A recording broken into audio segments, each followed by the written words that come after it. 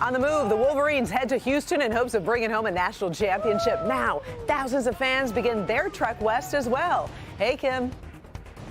Hey, well, it's quiet here in Metro Detroit, just kind of a gloomy evening, but a few weekend snow showers and then a more impactful storm for next week. We'll talk all about it coming up. We've got a salmonella scare involving a popular charcuterie board staple sold at a Michigan Sam's Club. What you need to know, and here's Demond. It's a call to action on Detroit's east side as community members come together to help a community leader who recently experienced a devastating house fire. I'm Demond Fernandez with more on why they say it's time to come together to help a woman who helped so many others. Live from downtown Detroit, Local 4 News First at 4 starts now.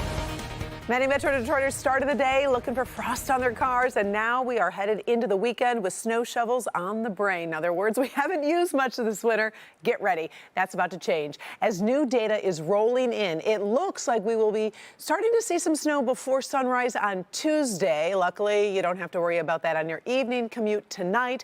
While temperatures are dropping into the 20s this evening, the roads are dry. So let's take a live look right now over Corktown.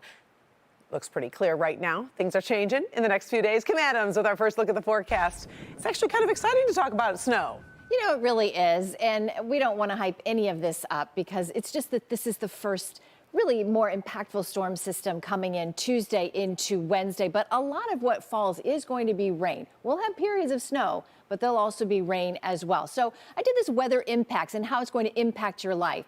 Low impacts for Saturday. We'll get a little light snow. Moderate Sunday because we could have a burst or two of some more moderate snow and that could put down a coating on the roads. Monday's fine, low impact. And then Tuesday during the morning commute or just after the morning commute, there'll be a few scattered snow showers, but that snow will change over to rain through much of the day on Tuesday and into the early hours Wednesday. Then we'll talk more about Wednesday coming up in the forecast. That's when we could see some snow. But for this weekend, by the time Monday morning at 8 a.m. rolls around, there might be up to a half an inch. That would be the most. So this isn't a huge thing this weekend, but we'll talk more about Tuesday and Wednesday coming up. And you should have that Forewarn weather app handy, especially in situations like this, because it really depends on where you live as to what kind of precip you're going to get next week. So download the Forewarn weather app. Just go to your favorite app store and type in WDIV.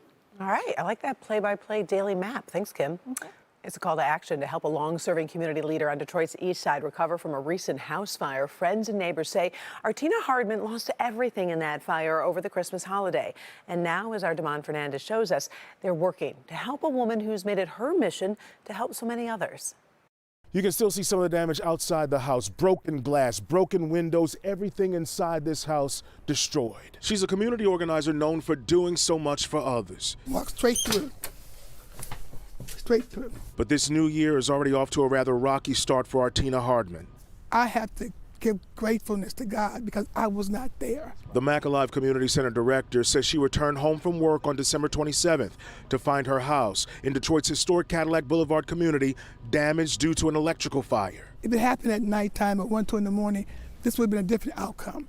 I would have never gotten out of that smoke. Hardman says everything is destroyed. She doesn't have homeowners insurance, yet her faith is strong. Friends like Dana Johnson and other community members are now leaping into action. She resources us, she cares for us, she loves us.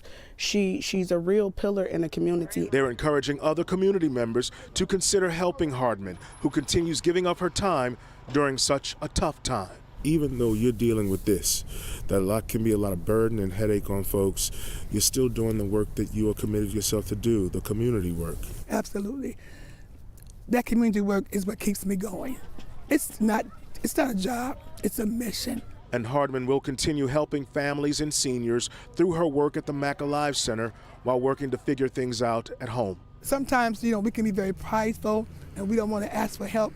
I was at that point. But then I realized this is a situation where I need help. Now, community members and friends have set up a GoFundMe account to help Miss Hardman. You can find out that information on clickondetroit.com. I'm Demond Fernandez, Local 4.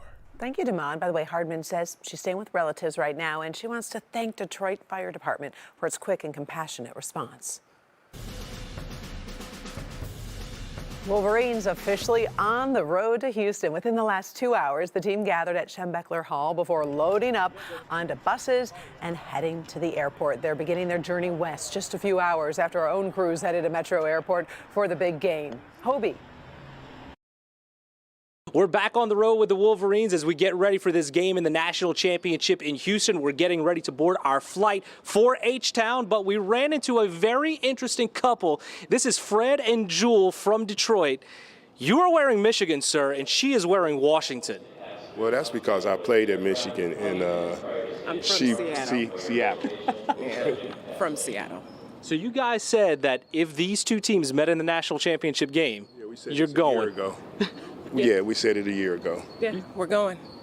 So what has the last week been like for the two of you? Easy. We're easy breezy until we win, and then we promise that he's not going to have an attitude. Those are fine words, Fred. This is what I'm going to say. I want to be, they say happy wife, happy life. Uh-huh. But if they lose, ooh, Well, go blue. go Dogs. Our coverage right here on Local 4 is only beginning as the Wolverines invade Houston, seeking the first national title for this program since the 1997 season. We'll have much more coming up later on tonight. Oh, looks like a fun couple. Thanks, Hobie. By the way, Bernie Smilowitz and Hobie Artigue will bring you all the action live from Houston Monday night at 6:30. Only on Local 4, a 30-minute chase for the championship special with player interviews and some super fan stories you won't want to miss. That's Monday at 6:30 right here on Local 4. Also, if you are headed to Ann Arbor for the big game, be sure to check out clickondetroit.com first. That is where you will find all of the new parking restrictions and safety tips for the national championship game. Donald Trump's Republican rivals are scrambling right now for every vote they can get in Iowa, where the first Republican presidential nominating contest is now just days away. Kimberly Gill in the newsroom right now with how the race for the White House is shaping up. Kim? Donald Trump is set to return to the campaign trail with 2 rallies in Iowa. Meanwhile, Ron DeSantis and Nikki Haley have already been in the state making their case to voters on why they should be the Republican nominee to defeat President Biden in November. It is time to move past President Trump, and it is time to start focusing on how to strengthen America. You don't want it to be a referendum on Trump and the past. You want it to be a referendum on Biden's failures. Haley and DeSantis are locked in an increasingly bitter fight to emerge as the leading alternative to former President Trump. Their collision course has left Trump in a front-runner's lane of his own as he heads back to Iowa today. He's eyeing more than a victory in the caucuses. He's looking for a decisive one. Earlier today, Trump's advisors told CNN complacency among his supporters poses a bigger challenge than any of his rivals. We gotta be sure that we put this thing away. The poll numbers are scary because we're leading by so much. The key is you have to get out and vote. As you just heard there, Donald Trump urging his supporters to get out and vote. Meanwhile, President Biden is kicking off his 2024 campaign today. He first had his first stop of the year, I should say, is in Valley Forge, Pennsylvania, where he will deliver a speech at the Revolutionary War site.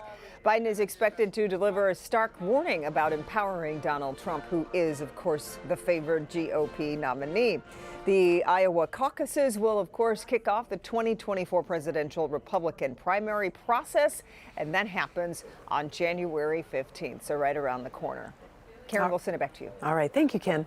Meantime, Saturday is the 3rd anniversary of the January 6th Capitol attack. It started with tens of thousands of Trump supporters descending on Washington for that rally. President Trump delivered a speech, urged his followers to march to the Capitol and fight like hell to stop lawmakers and Vice President Mike Pence from certifying the 2020 election results, which had him losing to Joe Biden. Thousands of people proceeded to breach the Capitol building. 5 people died in that chaos. 140 police officers were hurt. More than 1,200 people were arrested and charged with misdemeanors and felonies, ranging from trespassing to seditious conspiracy. One of those people is Spencer Hoffman. The FBI just released these images of the Novi man storming the Capitol with other protesters. Surveillance video shows the same person in the Capitol for 6 minutes, where he entered a window with the mob but did not go into any of the rooms. Hoffman is now facing charges of entering a restricted building and disorderly conduct in a restricted building, among other charges.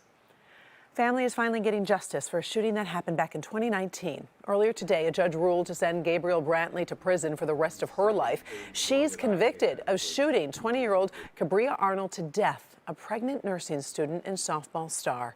Investigators say a fight over a man is what led to that deadly encounter. Today, Arnold's family spoke about the pain of missing their sister, daughter, and friend. You murdered our daughter and broke the hearts of her mother, father, sister, family, and her friends. Cabria had so much to look forward to, and because of you, she is now gone forever. Judge Sharon Walker sentenced Brantley to life in prison without parole.